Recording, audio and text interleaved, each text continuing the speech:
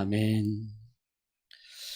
우리의 죄악과 우리의 연약함과 우리의 실수와 우리의 악함이 드러날수록 그 하나님의 또 예수 그리스도의 십자가의 은혜가 얼마나 큰지, 또 그 십자가의 은혜가 아니면 우리가 설 수 없는 존재임을 늘 확인하게 되는 것 같습니다. 오늘 또 하나님 앞에 우리 자신을 세울 때 그 십자가의 은혜를 붙들고 하나님 앞에 서서 하나님이 베푸시는 그 은혜와 또 구원하심의 은혜를 누리는 저와 여러분이 되기를 원합니다. 여호와의 언약궤를 빼앗김. 우리가 사무엘상 3장을 지난주에 나누면서 사무엘을 하나님께서 부르셨죠. 그 부르심 속에서 여호와의 말씀이 희귀하더라. 하나님의 부르심이 있는데 그 부르심의 배경 속에서는 여호와의 말씀이 희귀하였고, 또 이 사무엘을 부른 다음에 이제 하나님께서는 다시 실로에 하나님께서 나타나셔서 말씀으로 사무엘에게 자기를 나타나셨다, 이렇게 말씀하면서 3장이 끝났어요. 하나님의 말씀이 사무엘에게 나타났다. 하나님은 말씀으로 자신을 나타내신다. 이게 하나님이세요. 우리는 하나님을 눈으로 보기를 원하잖아요. 하나님 계세요? 그러면 보여주세요. 근데 하나님은 말씀으로 자신을 나타내신대요. 그리고 사무엘이 이제 말하는 그 모든 말이 온 이스라엘에게 전파되니라 라고 4장 1절에 말하고 있어요. 하나님께서 말씀으로 사무엘에게 나타나셨고, 사무엘은 이제 온 이스라엘 백성들 가운데 그의 말이 전파되니라. 그러면 이제 사무엘을 통해서 사무엘의 가르침과 그가 말하는 것을 통해서 이제 하나님을 알게 되고 하나님을 온전히 섬길 수 있게 되겠구나라고 기대하게 되죠. 하나님의 말씀이 선포되어진다면 기대함이 있잖아요. 회복이. 하나님의 말씀이 내 귀에 들리고 내가 그 말씀이 믿어지고 그 말씀을 붙들게 되면 하나님으로 인하여 회복의 역사가 일어나잖아요. 지금 이 시대는 사사기 말기예요. 그 사사기 시대의 특징이 왕이 없으므로 자기 소견에 옳은 대로 행함으로 인하여 더 이상 하나님이 하나님 되지 못하고 더 이상 그들 가운데에 하나님을 섬기는 것이 무엇인지를 알 수 없는, 분별이 되지 않는, 그래서 엘리의 두 아들들, 제사장들이, 그 영적인 지도자라고 하는 그들이 하나님의 죄사를 멸시하고 모독하는 일들이 벌어지는데도 아무도 제지할 수 없고 아무도 그것에 대해서 막을 수 있는 이들이 없는 시대, 이게 사사기 말기 시대였고, 이때에 드디어 하나님은 사무엘을 불러서 하나님의 말씀으로 이제 그의 백성을 다스리심으로 회복시키시는 거 아닌가라는 기대감을 갖게 하는 게 4장 1절 말씀이라는 거죠. 그러나 2절부터는 그런 기대와 다르게 다른 이야기가 시작돼요. 사무엘 이야기가 아니고 엘리와 이 법궤 이야기가 시작돼요. 이 법궤의 이야기는 4장, 5장, 6장, 7장까지 이 법궤 이야기가 전개해 갑니다. 자, 말씀이 주어지는데 이 법궤 이야기가 왜 시작될까? 여러분, 언약궤 또는 법궤, 이거에 같은 말이죠. 하나님의 법, 법이 들어가 있는 십계명이 있다 그래서 법계라고도 말하고, 하나님과 언약을 맺은 증거로서의 언약궤라고도 해요. 그건 지성소에 그 하나님의 궤짝 1m 정도 되는 그 60cm 되는 이런 작은 궤짝이에요. 작은 궤짝이 있는데 그곳에 하나님이 임재해 계시다라는 상징적인 어떤 의미로서 언약궤를 있는데, 이 이야기가 전개하는 방식이, 저는 말씀이 사무엘에게 임하시고 그 말이 온 이스라엘 백성들에게 전파되어지느니라 라는 이 말씀과 함께 이 언약궤 이야기하는 것이 뭔가 대조를 이루고 있다. 앞으로 이 문제를 살펴보면서 함께 이야기를 나눌 텐데, 이 전쟁이 시작되면서 언약궤가 빼앗기게 돼요. 아주 모욕을 당하게 되는 이야기인데, 자, 오늘 1절에와 함께 이 이스라엘 백성들이 블레셋과의 전쟁하는 이야기가 나옵니다. 왜 갑자기 전쟁 이야기가 나오는가? 이 블레셋이라는 사람들은 끊임없이 이스라엘 백성들을 괴롭혔고 이스라엘과 끊임없는 전쟁을 하는 원수, 대적, 주적이 바로 블레셋 사람들이었어요. 나중에 다윗 왕 때 완전히 이 블레셋 사람들을 멸하기 전까지 블레셋은 끊임없이 이스라엘 백성들을 괴롭히고 참 어려움을 갖게 했던 민족들이죠. 이 블레셋이 쳐들어왔고 이제 이스라엘 백성들은 에벤에셀 곁에서 진을 쳤고 블레셋 사람들은 아벡에 진을 쳐서 이들과 전쟁을 하게 돼요. 자, 여기서 에벤에셀 곁에 이스라엘 백성들이 진을 쳤다 이렇게 얘기하는데, 에벤에셀이라는 이 지역이 뜻이 뭐죠? 하나님께서 여기까지 도우셨다, 도움의 장소 이거예요. 근데 이 에벤에셀이라는 이 지명을 누가 이름을 지은 줄 아세요? 사무엘이 지어요. 언제요? 사무엘상 7장에서. 지금 4장이잖아요, 지금. 자, 의미가 있어요. 블레셋과 싸움에서 사무엘이 블레셋을 이기고 난 다음에 그 다음에 그 땅 지역을 에벤에셀, 여기까지 하나님이 도우셨다라는 이름에서 에벤에셀이라는 이름을 줬는데, 오늘 4장에서 이 전쟁을 하는 이 시점을 에벤에셀 곁에 이렇게 얘기하고 있어요. 하나님이 도우신 곳. 근데 이때는 돕지 않았어요. 7장에서 도우셔서 이기게 하시는데 여기서도 복선이 깔리고 있죠. 지금 사무엘이 등장하지 않고 있고 여기는 등장하는 이들은 누구냐? 엘리와 그의 두 아들, 그리고 언약궤가 등장하고 있고 옛시대 사람들이에요. 하나님은 말씀이 희귀한 그때에 사무엘을 통해서 새 시대를 열기를 원하셨고, 지금 옛시대 사람들이 전쟁을 시작하고 있는 이 시점이에요. 그러니까 옛시대와 새시대의 어떤 이 전환점에서 이 전쟁이 일어났다라고 보면 좋을 것 같아요. 자, 블레셋과 전쟁을 하는데 이 블레셋 사람들이 이스라엘 백성들을 이겨요. 이스라엘이 패하게 되죠. 이때 패하면서 이스라엘 백성들이 죽은 군사가 4,000명가량이라 이렇게 2절에서 말해요. 4,000명이 죽었어요. 어마어마한 사람들이 죽었단 말이에요. 완전히 패했어요. 그래서 이 패한 다음에 이스라엘 지도자들이 모여가지고, 장로들이 모여서 왜 패했는가, 전쟁에 패한 원인을 찾기 시작해요. 당연히 그래야 되겠죠. 어떤 일이 일어나면 왜 졌는가, 왜 이런 일이 일어났는가에 대해서 하나님 앞에서 묻는 것은 참으로 좋은 태도예요. 우리의 인생에서도 어떤 어려움이 오거나 문제가 생겼을 때 물어야 돼요. 하나님, 왜 이 일이 일어나고 있습니까? 코로나 시대 때 참 많은 물음이 이 물음이었어요. 왜 하나님, 왜 이런 일이 일어납니까? 나의 인생에, 우리 교회에, 이 민족에게. 이런 물음을 갖는 건 참 좋은 거예요.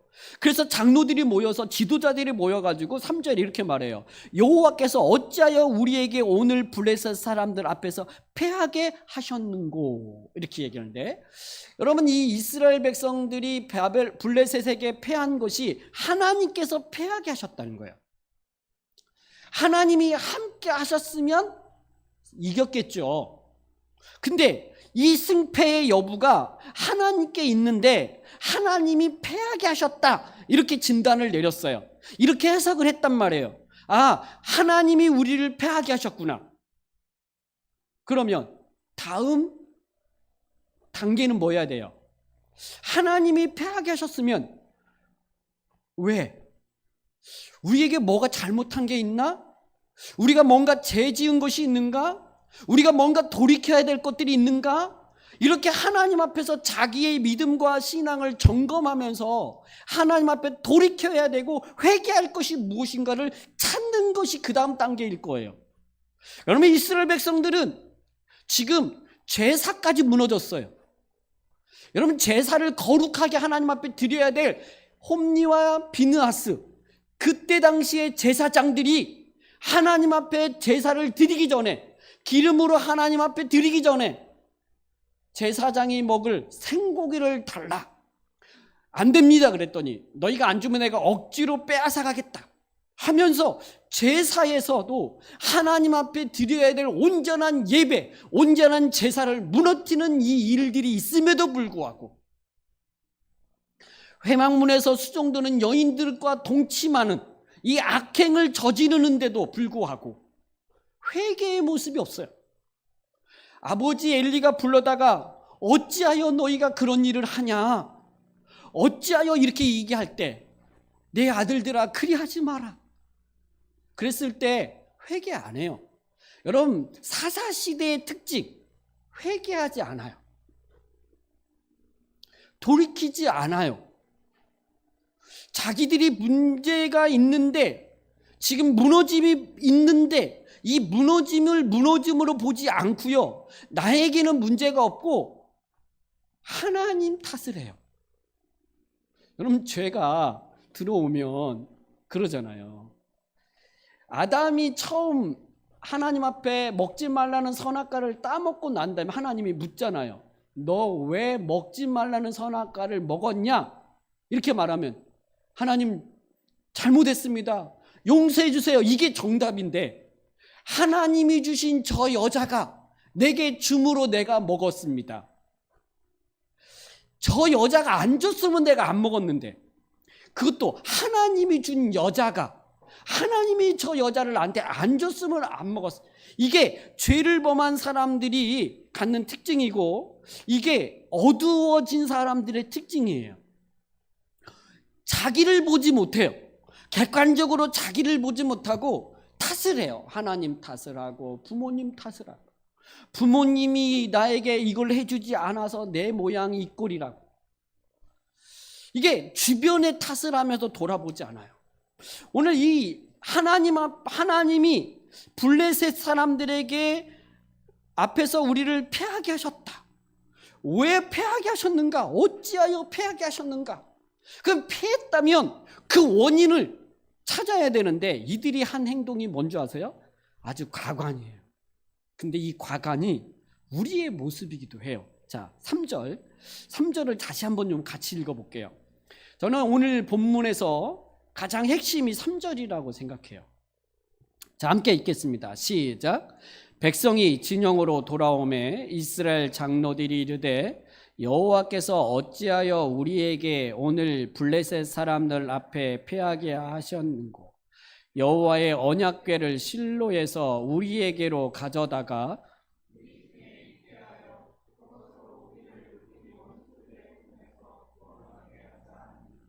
자, 이들이 패한 원인이 뭐래요? 언약궤가, 여호와의 언약궤가 없어서 패했다는 거예요. 다르게 말하면 여호와의 언약궤가 뭐예요?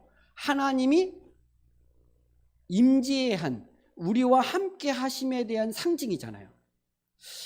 여러분, 하나님께서 이스라엘 백성과 언약을 맺어요. 시내산에서.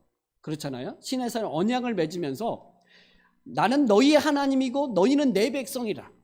내가 너희를 내 백성으로 보호하고 지키고 인도하시겠다라고 하나님이 언약을 맺어요. 그런 하나님을 이스라엘 백성들은 그 하나님을 섬기겠다고, 그래서 그분이 말씀하신 율법을 따라 살겠다고 언약을 체결한 거예요.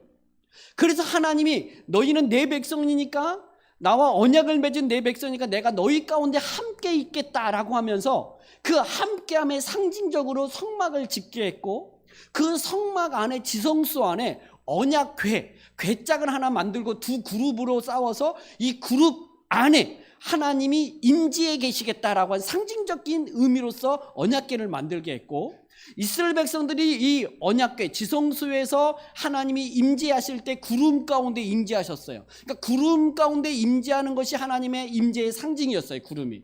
그래서 이스라엘 백성들이 움직일 때 광야 40년에서 언약궤에서 구름이 떠서 움직이면 이스라엘 백성들이 행진을 했고, 하나님이 구름이 멈추면 그곳이 바로 그들이 진영을 이루어서 거기서 머물게 되어지고, 이 언약궤가 움직이는 것을 따라서 이스라엘 백성들이 움직였단 말이에요. 그것은 하나님 중심으로 살겠고 하나님이 말씀하신 대로 살겠다라고 하는 상징적 의미로서의 언약궤가 그들 가운데 있었단 말이에요. 그래서 하나님이 함께 계심의 상징이 언약궤예요. 그러니까 이 첫 번째 전투에서 4,000명이 죽은 것은 하나님이 우리와 함께 계시지 않았구나, 그러니까 전쟁에 졌고 4,000명이 죽었구나. 그러면 하나님이 우리와 함께 계시게 하려면 어떻게 해야 되냐? 하나님이 함께 계심의 상징인 언약궤를 우리 가운데로 전쟁 가운데 진영으로 가지고 오면 하나님이 우리와 함께 하셔서 이 전쟁에서 이길 거다, 이렇게 생각한 거예요. 자, 읽어보면 여호와의 언약궤를 실로에서 우리에게로 가져다가 우리 중에 있게 하여 그것으로 우리를 우리 원수들의 손에서 구원하게 하자. 무엇으로? 그것으로 우리를 우리 원수들의 손에서 구원하게 하자. 여러분, 원래는 뭐라 그래야 돼요? 여호와로 하나님으로 그 원수를 우리의 원수의 손에서 구원하게 하자, 이렇게 가야 돼요. 하나님의 임재의 상징인 그 언약궤가 지금 하나의 부적과 같은 존재로 취급당하고 있는 거예요. 언약궤를 가지고 오면 이긴다는 거예요. 여러분, 그 언약궤를 가져오면 이기는가, 이런 문제죠. 근데 이스라엘 백성들은 그 언약궤가 전쟁 가운데에 가지고 와서 그 전쟁 가운데 함께 있으면 전쟁에서 이길 거라고 생각한 게 이스라엘 백성들이었어요. 그때 가지고, 그래서 온 지도자들이 그렇게 결정하니까 백성들이 좋아하면서 동의하면서 실로의 사람을 보내어 그 그룹 사이에 계신 만군의 여호와의 언약궤를 가지고 와요. 이때 가지고 올 때 엘리의 두 아들 홈니와 비느하스도 함께 언약궤와 함께 와요. 그러면서 본문은 뭐라 그래요? 홈니와 비느하스는 여호와의 언약궤와 함께 거기에 있었더라. 여러분, 이게 참, 홈니와 비느하스가 누굽니까? 그 하나님의 제사를 멸시하고 모독하고 아주 제사를 무너뜨렸던 사람이에요. 그 당시 가장 어둡게 했던 사람들이 이 홈니와 비느하스였거든요. 근데 그들이 거룩하신 하나님의 그 임재에 계시는 상징적인 그 언약궤 옆에 함께 있어요. 죄를 범하는 아주 대표적인 사람들이 딱 하나님의 임재의 상징 곁에 서 있단 말이에요. 함께 있단 말이에요. 이게 이상한 거잖아요. 하나님의 거룩하신 하나님을 거룩한 하나님으로 예배하고 섬겨야 될 그들이 오히려 죄를 범하는 그 제사장 홈니와 비느하스와 함께 언약궤 앞에 옆에 서 있더라, 이제 있는데 어색함이 있다는 이야기예요. 자, 그러자 이제 가지고 오니까 이스라엘 백성들 진영으로 언약궤가 들어와요. 들어올 때 5절에 보니까 이스라엘 백성들이 큰 소리로 외치며 땅이 울리는지라. 여러분 막 환호했겠죠. 막 이 언약궤를 가지고 들어오니까 이스라엘 백성들이 막 진영에서 난리가 난 거예요. 막 큰 소리 치고 막 이 땅이 울린지라. 아마 사기가 쫙 올라갔다는 이야기예요. 자, 이제 우리 싸움은 이긴 싸움이다. 막 이런 생각을 했던 것 같아요. 당연히 그렇겠죠. 과거에 이 언약궤로 인하여 많은 전쟁 앞에 승리를 얻었거든요. 아까 말씀을 드렸던 것처럼 이스라엘 백성들이 광야 40년 동안 언약궤에 임하신 하나님의 그 인도하심 속에서 이스라엘 백성들을 40년을 보냈어요. 또 하나는 요단강을 건널 때, 여러분 요단강을 건널 때 언약궤를 맨 제사장들이 요단강 물에 발을 딱 내디딜 때에 물이 갈라졌어요. 또 여리고성을 무너뜨릴 때 언약궤를 맨 제사장들이 앞서서 그 여리고성을 돌 때 결국 그 성이 무너졌단 말이에요. 그러니까 과거에 이 언약궤로 인하여 나타났던 하나님의 능력들을 알고 있어요. 그러니까 이 블레셋과의 전쟁 앞에서도 언약궤가 군사들 안에 들어오니까 이들은 당연히 이 싸움에 이길 거라고 생각하고 환호하면서 아마 땅이 울릴 정도, 어떤 분은 신학자는 이 땅이 울렸다라고 할 때 막 발로 땅을 막 밟으면서 쾅쾅쾅 거리면서 막 사기가 올라왔던 이런 표현으로 썼는데, 이 어마어마한 이 외침과 사기가 오르니까 그 첫 번째 전쟁에서 4,000명이 죽었을 때와는 다른 이스라엘 백성들의 모습이었어요. 그러자 6절부터 9절까지 이 블레셋 사람들이 이스라엘 진영에서 외치는 소리를 들어요. 들으면서 아니 히브리 진영의 이 큰 소리 외침은 어찌 됨이냐 하다가 여호와의 궤가 진영에 들어온 줄을 깨달았어요. 그러니까 블레셋 사람들에게 여호와의 궤가 들어왔다는 이야기를 누가 전달한 것 같아요. 아마 첩자가 있었던 것 같기도 해요. 그래서 블레셋 사람들이 안 거예요. 여호와의 궤가 들어왔구나 진영으로. 그러자 블레셋 사람들이 7절에 보니까 막 두려워 떨어요. 막 야 어떻게 하냐, 이제 그 이스라엘 신이 그들 진영으로 들어왔으니 어떡하냐. 막 이스라엘 백성들이 두려워 떨면서 막 이 난리를 나요. 그러면서 7절에 우리에게 화로다. 전날에는 이런 일이 없었도다. 그러니까 첫 번째 전쟁에서는 이런 이스라엘 백성들이 사기가 없었어요. 근데 여호와의 궤가 들어오니까 이제 이 블레셋 사람들도 여호와의 신이 들어왔다고 생각하면서 두려워 떨어요. 자, 이스라엘 백성들이 여호와의 언약궤를 가지고 오면 우리가 승리할 거라고 생각해서 가지고 온 것과 블레셋 사람들이 여호와의 언약궤가 들어왔으니까 이제 우리가 죽었구나 라고 생각하는 것이 같은 생각인 거예요.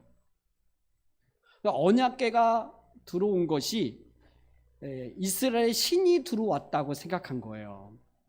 이스라엘 사람들도 언약궤가 가지고 온 것은 하나님이 우리와 함께 있는 거라고 생각한 거예요. 그러니까 똑같은 생각을 가지고 있는 거죠. 그러면서 이 블레셋 사람들이 말하기를 이 여호와의 신, 여호와의 언약궤, 그러니까 그 이스라엘의 신은 아주 능력이 많으신데 그 신이 여러 가지 재앙을 예굽인들에게 내려가지고 예굽인들을 신이다. 그러면서 신들이다 이렇게 말해요. 신들, 언약궤가 안에 신들이 있어가지고 그 신들이 이제 대적자들을 멸한다 이렇게 이야기하는 거예요.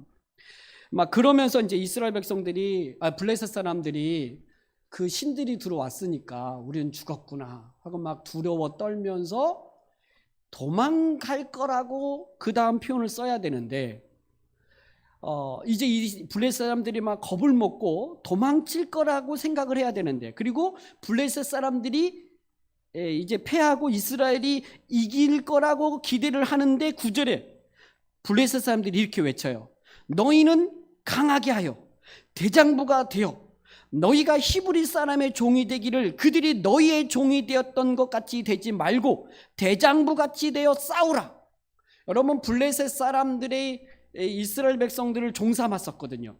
여러분, 대표적으로 삼손 시대에 블레셋 사람들이 삼손의 눈을 빼고 막 죽이잖아요. 블레셋을 막 두려워 떨었잖아요. 삼손을 데리고 와라 그랬더니 삼손을 이스라엘 사람들이 묶어가지고 블레셋 사람 넘기기도 하고 막 이러잖아요. 그러니까 이렇게 종 삼았던 것처럼 너희가 이스라엘 사람들에게 종되지 않도록 너희는 강하여 대장부가 되어 대장부같이 싸우라 라고 외치는 거예요. 그리고 10절 전쟁이 시작되는데, 이 블레셋 사람들이 이스라엘을 치니까 이스라엘이 패하여 각기 장막으로 도망하였고 사륙이 심히 커서 이스라엘 보병이 엎드러진 사람이 3만 명이 죽어요. 1차 전쟁 때는 4천 명이 죽었는데 여호와의 궤를 가지고 들어와서 전쟁할 때는 3만 명이 죽어. 완전히 그냥 쑥대밭이 돼버려요. 그러면서 뭘 했냐? 이 패하기 전쟁에 진 것만이 아니라 3만 명이 죽은 것뿐만 아니라 여호와의 궤를 빼앗겨요. 그리고 엘리의 두 아들 홈리와 비느하스는 그때 거기서 죽어요. 완전히 패하게 됐다. 이렇게 이게 오늘 본문의 내용이죠. 여러분, 여호와의 궤를 가지고 와서 이 블레셋과의 전쟁을 하려고 할 때 이 여호와의 궤가 있으면 이길 거라고 이스라엘 백성들은 생각했어요. 블레셋 사람들도 동의했고 그래서 두려워 떨었어요. 그러나 이 전쟁에서 졌어요. 이스라엘 백성들은요, 하나님이 우리와 함께 계시면 이길 거라고 하는 것은 맞아요. 여러분, 우리의 인생에, 우리의 삶 속에, 우리의 가정에, 우리 교회에 하나님이 함께 계시면 모든 일들이 순탄하고 모든 일들이 다 해결될 거예요. 할렐루야. 그럼 하나님이 우리와 함께 계시게 하기 위해서 어떻게 해야 되느냐라고 할 때, 오늘 이스라엘 백성들은 이 하나님이 함께 하시기 위해서 여호와의 언약궤를 가지고 오면 하나님이 함께 할 거라고 생각하는 거예요. 자기의 욕구와 자기의 필요를 채우기 위해서 하나님을 도구화시키는 거예요. 다시, 내가 원하는 것을 이루기 위해서, 그러면 내가 원하는 것이 이루어지기 위해서는 하나님이 나를 도우시고 나와 함께 하시면 될 텐데, 그 하나님이 나와 함께 하시고 나를 돕게 하기 위해서 어떻게 하냐? 내가 무엇인가를, 그러니까 어떤 방식을 취해서 그 방식을 통해서 하나님이 나와 함께 할 거라고 생각하는 거예요. 하나님을 인격적으로 대하지 않고요, 비인격적으로 하나님을 대하는 거예요. 언약궤 상징적인 가지고 오면 하나님이 어쩔 수 없이 여기에 함께 하셔서 이기게 할 거야. 이걸 완전히 하나님을 도구화시키는 거예요. 자기의 필요와 자기의 욕구를 해결하기 위한 도구적이고 기계적이고 비인격적으로 하나님을 이용하려고 하는 이런 잘못된 신앙을 이스라엘 백성들이 취한 거예요. 오늘 우리가 하나님을 믿는다고 하고 하나님을 섬긴다고 하면서 하나님을 비인격적으로 기계적으로 나의 욕구와 필요를 채우기 위한 도구적으로 하나님을 이용하려고 하는 이 잘못된 방식을 참 경계를 해야 되는데, 은연중에 우리가 이런 것들이 많아요. 여러분, 중세 시대 때 이 기독교가 그 하나님을 믿는 사람들이 여러분 예수님과 관련되어진 물품들을 수집하는 일들, 그래서 그것을 많이 모으면 하나님이 은혜를 베푸시고 복 주실 거라고 생각을 했어요. 그런데 예수님과 관련된 도구들을 구할 수가 없으니까 어떻게 했느냐? 초상화를 그렸어요. 예수님을 그림을 그리면서 집안에 딱 걸어놓으면 그 예수님을 걸어놓은 액자, 그림이 우리 집을 지켜줄 거야. 우리를 안전하게 해줄 거야. 라고 도구화시키는 거예요. 예수님의 그림, 모습을 그린 그림이 있으니까 하나님이 우리와 함께 계시는 거야. 여러분, 십자가의 은혜, 예수님이 나의 죄를 대신하여 십자가에서 죽으시고 그분이 부활하심으로 말미암아 우리의 죄를 사하시고 우리를 구원하시는 은혜를 이루셨어요. 그러니까 십자가가 우리에게 상징적인 것인데, 십자가를 가지고 붙들고 있으면 십자가가 나를 지켜줄 것이며 십자가가 나를 인도할 것이며 십자가로 인하여 나는 모든 악기들이 떠날 거라. 이런 왜곡적인 이 신앙이 잘못된 이 신앙으로 가버리면 여러분, 신앙이 병들면 미신이 되는 거예요. 신앙이 병들면 미신화돼요. 근거 없는 추종을 해요. 말씀에 근거하여 말씀을 따라가야 되는데 말씀이 없으니까 그저 언약궤, 과거에 경험적으로 그 언약궤를 통하여 많은 전쟁에 이긴 이 승리의 경험이 있으니까 언약궤만 있으면 하나님이 우리와 함께 계셔서 이 싸움에서 이 문제에서 해결될 거라고 생각하면서 언약궤를 밀고 가는 거예요. 여러분, 우리가 인격적으로 하나님을 대해야 되는데 하나님을 비인격적으로 대해요. 정말 하나님을 아냐는 거예요. 정말 하나님이 어떤 분이신지를 알고 있느냐는 거예요. 그저 자기를 채우고 자기의 마음을 안정시키고 자기 마음을 충만하게 하고, 여러분, 이 모든 것은 하나님의 말씀이 올 때 그 말씀 안에서 내가 충만해지고 내가 안전해지고 그 말씀의 확고함 속에 그 말씀 때문에 내가 기쁨이 오고 감사가 오는 거예요. 내가 무엇인가를 어떤 걸 행함으로 그 행위가, 그 어떤 분위기가 나를 그렇게 만들어가는 게 아니에요. 정말 우리의 신앙에서 조심해야 돼요. 하나님을 비인격적으로 대하고 신앙생활을 하는가? 이 이스라엘 백성들이 했던 방식이 블레셋 사람들도 동일한 방식으로 이해를 하고 있는 게, 저는 참 이게 잘못된 신앙, 그러니까 블레셋 사람들의 신앙 종교와 이 변질되어진 이 이스라엘 사람들의 신앙과 같아진 거죠. 그러니까 언약궤가 들어왔으니까 신들이 들어왔고 그 신들 때문에 블레셋 사람들은 이제 자기들이 위험에 처해질 거라고 생각을 한 거예요. 이스라엘 백성들도 언약궤를 가지고 오면 우리가 이길 거라고 생각해서 언약궤를 가져오니까 환호하고 막 그때 당시에는 꼭 이긴 것처럼, 싸우지도 않았는데 이긴 것처럼 이스라엘 백성들은 환호했을 거예요.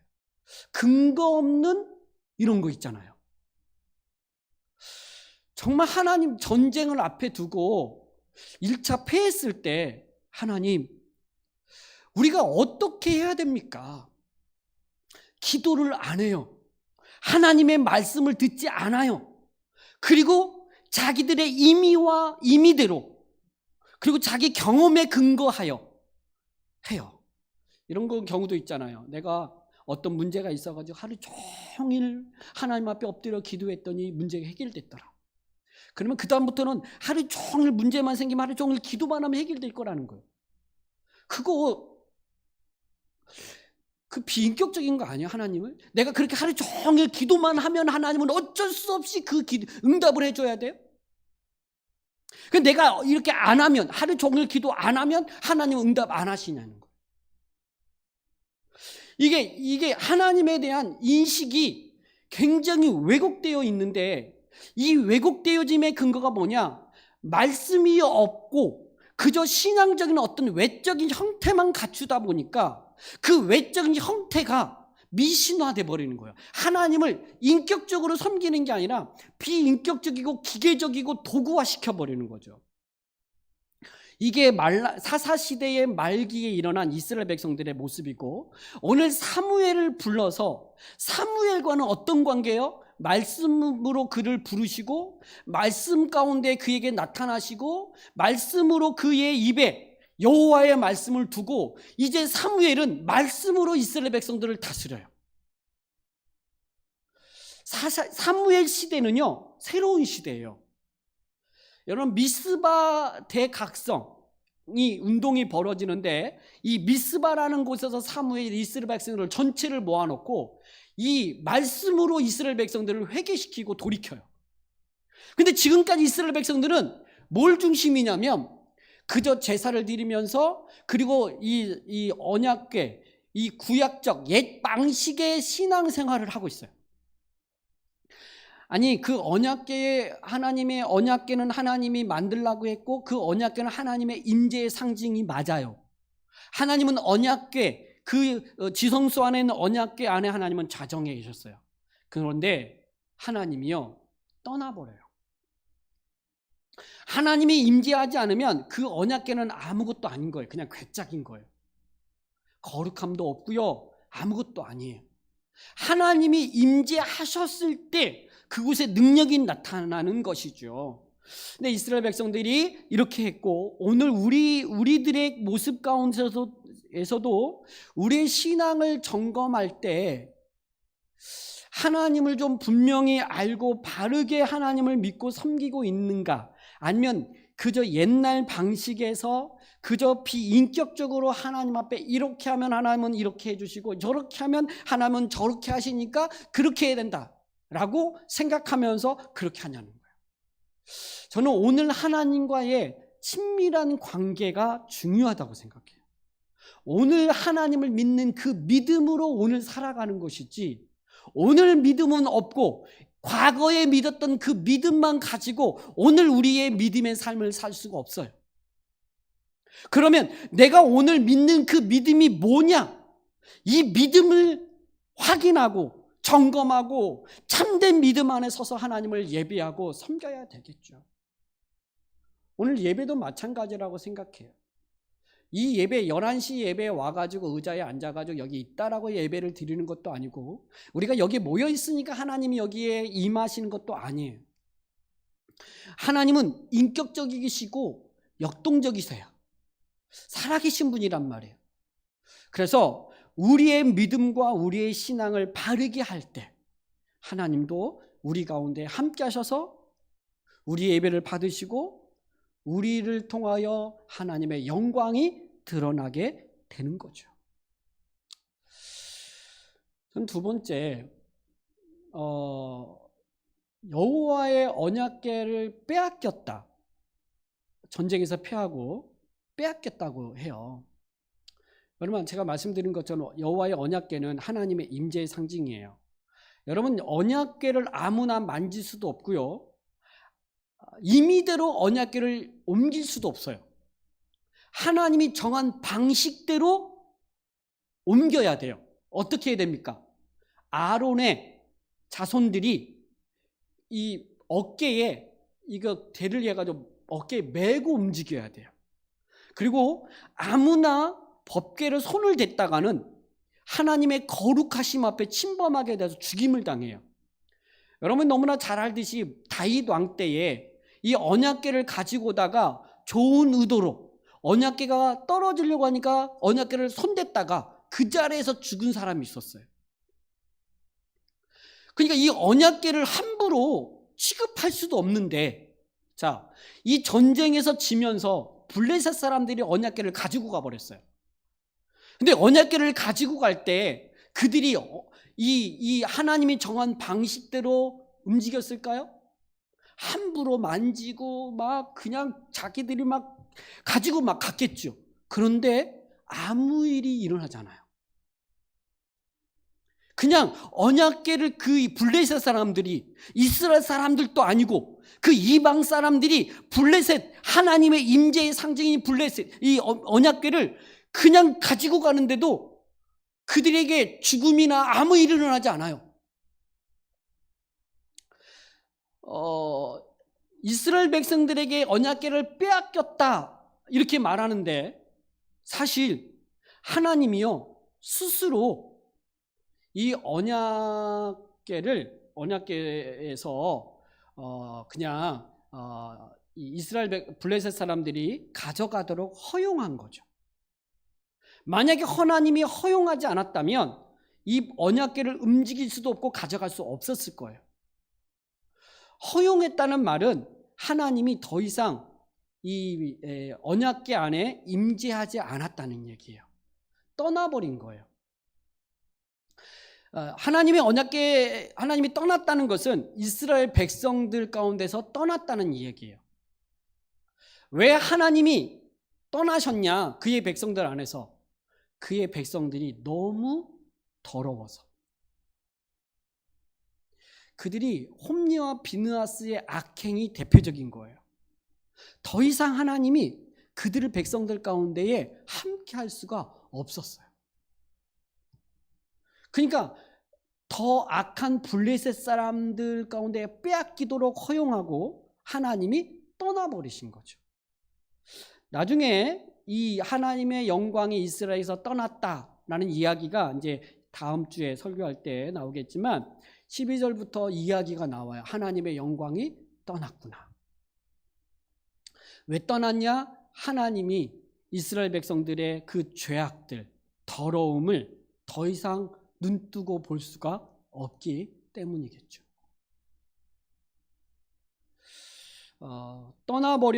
떠나버림으로 인한 이 언약궤를 빼앗긴 것이고, 그리고 엘리의 두 아들들이 죽임을 당했어요. 그건 하나님이 말씀하신 대로 심판의 결과이죠. 심판이 이루어진 거겠죠. 결국 죽임을 당했어요. 여호와의 언약궤를 빼앗겼다. 하나님이 이스라엘 백성들과 더 이상 함께하지 아니하고 떠남으로 인하여 언약궤를 블레셋 사람들에게 빼앗기게 되는 이 일들이 벌어졌다라고 하는 이야기가 이 싸움의 이야기죠. 하나님이 함께할 수 없었던 거예요. 이유는 이스라엘 백성들의 죄악과 그들의 더러움 때문이다. 이렇게 볼 수 있죠. 저는 이 말씀을 묵상하면서 하나님이 이스라엘 백성들과 더 이상 함께하지 아니하시고 떠나버리시는 그들의 죄와 그들의 더러움 가운데 더 이상 머물 수가 없었고, 그 거룩함의 상징인 언약궤가 함부로 이방 사람들한테 취급당하는 이 일들이 벌어지게 하신 것은 이스라엘 백성들의 죄악, 더러움, 이것이라고 볼 수 있는데, 하나님이 오늘 우리와 함께 하시기 위해서 하나님 우리와 함께 하실 수 있을까? 라고 할 때 우리도 더럽고 우리도 죄인이죠. 여러분, 우리가요 하나님 앞에 설 수 없고 하나님이 우리와 함께 하실 수 없는 존재가 우리예요. 하나님이 우리와 함께 하실 수 있는 이유는 바로 예수님이 십자가에서 우리의 죄와 우리의 더러움을 대신하여 십자가의 죽으심으로 그 모든 죄값을 지불하셨기 때문에 하나님이 우리와 함께 계시는 거죠. 그 십자가의 은혜가 아니면 우리는 하나님 앞에 설 수도 없고 하나님은 우리와 함께하지 않아요. 결국 우리의 신앙에서, 우리의 모든 삶 속에서 하나님이 나와 함께 하시는 것은 내가 무엇인가를 행했기 때문이 아니라, 내가 무엇인가를 이렇게 뭔가 도구적으로 뭔가를, 어떤 상황적으로 뭔가를 만들었기 때문이 아니라 그 예수 그리스도의 십자가의 은혜로 말미암아 하나님이 나와 함께 계시는 것이죠. 그렇다면 오늘 우리의 심령, 우리의 삶에, 우리 교회에 하나님이 늘 함께 계실 수 있게 하시는 것은 오늘 십자가의 은혜를 붙들고 그 십자가의 은혜를 믿고 의지하며 예수 그리스도 중심으로 살아갈 때 하나님은 우리와 함께 계시는 것이죠. 여러분의 삶에 더러움이 있고 죄가 있고 여전히 엉뚱한 짓들을 하면서 어리석은 짓들을 하더라도 오늘 우리가 예수 그리스도의 십자가의 은혜를 붙들고 그분께로 돌아올 때 그 예수 그리스도로 말미암아 우리가 용서를 받고 우리의 어리석음과 우리의 죄와 우리의 악함의 용서를 받아 하나님 앞에 설 수 있는 그 자격이 십자가로 주어진 것이구나 하고 믿고 의지할 때 하나님은 우리와 함께 계시다는 거예요. 여러분, 이것이 전적으로 우리가 믿고 신뢰할 내용이에요. 근데 이걸 믿는다고 말하면서 여전히 우리의 삶에 우리의 어떤 행위와 어떤 상황을 만들어 놓은 그것 때문에 하나님이 우리와 함께 계실 것이라고 하는 이 블레셋과의 전쟁에서 임했던 이스라엘 백성들처럼 하나님을 비인격적으로 대하려고 하는 모습이 있다면 회개하고 돌이켜야 돼요. 저는 그런 분들을 많이 봤어요. 제가 가끔 설교하다 그런 얘기 하잖아요.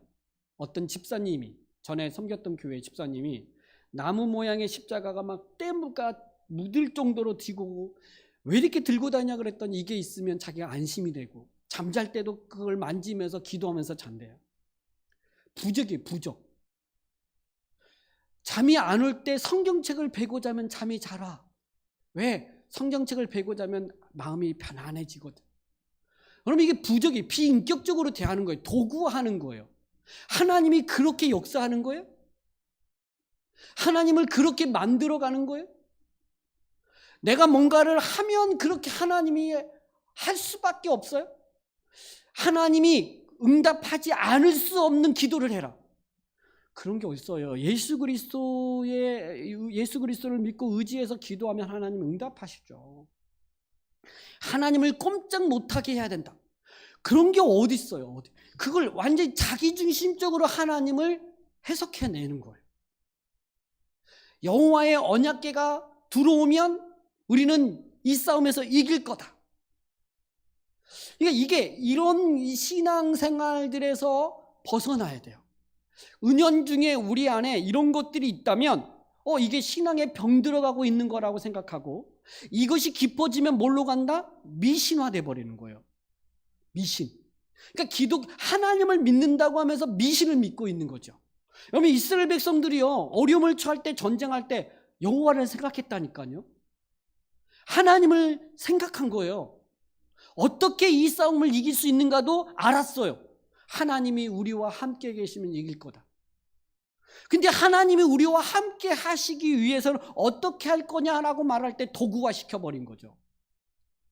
이게 위험한 거라는 거예요. 이게 하나님의 말씀이 없이 하나님의 뜻을 찾아가지 않고 하나님이 원하시는 것이 무엇인가를 구하지 않고 그저 내가 원하는 걸 이루기 위해서 하나님을 어떻게 이용하고 도구화할 것인가.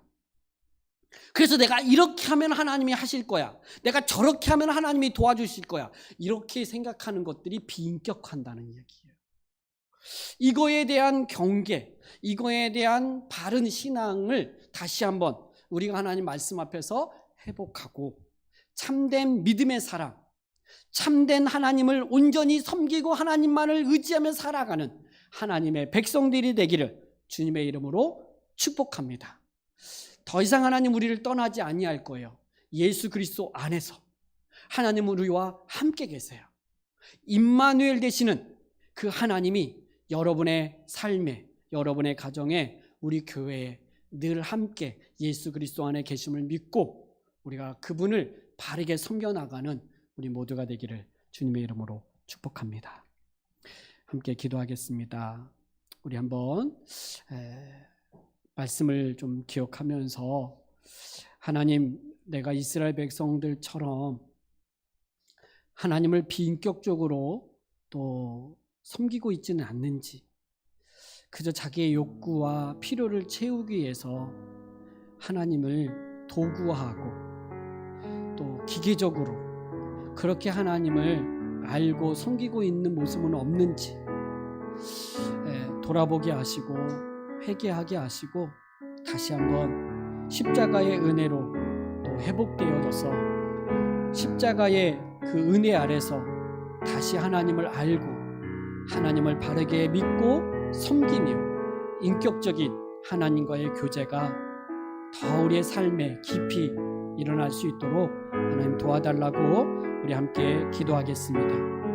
하나님 아버지 감사합니다. 오늘 또 말씀을 통하여 이스라엘 백성들의 그 모습을 통하여 우리의 모습을 되돌아보고 우리의 신앙과 우리의 믿음이 말씀에 근거하고 십자가의 그 은혜를 안에서 우리가 믿고 또 신앙생활하는지를 하나님 점검하게 하여 주셔서 하나님을 바르게 섬길 수 있도록 도와주시기를 원합니다. 하나님을 비인격화하고 또 도구화하고 또 자기의 필요를 채우는 그런 기계적인 그런 존재로 하나님을 믿고 섬기지 않도록 주님 인도하여 주시기를 원합니다. 예수 그리스도의 그 십자가의 은혜가 나의 모든 죄와 또 나의 어리석음과 나의 더러움들을 깨끗게 하여 주셨사오니 이제 하나님 그 십자가의 은혜 아래서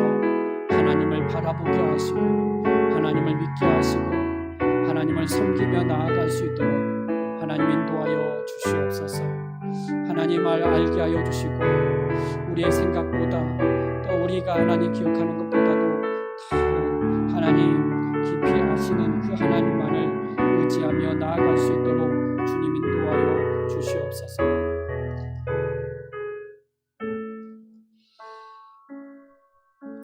하나님 아버지, 오늘 우리를 홀로 두지 않고 그저 우리 임의대로 또 살아가지 않도록 우리에게 예수 그리스도와 성령님을 보내주셔서 또 늘 말씀으로 우리를 깨닫게 하여 주시고 성령님의 조명하심으로 우리가 가야 될 길과 해야 될 일과 우리가 더 추구해야 될 것들이 무엇인지를 알게 하시니 감사합니다.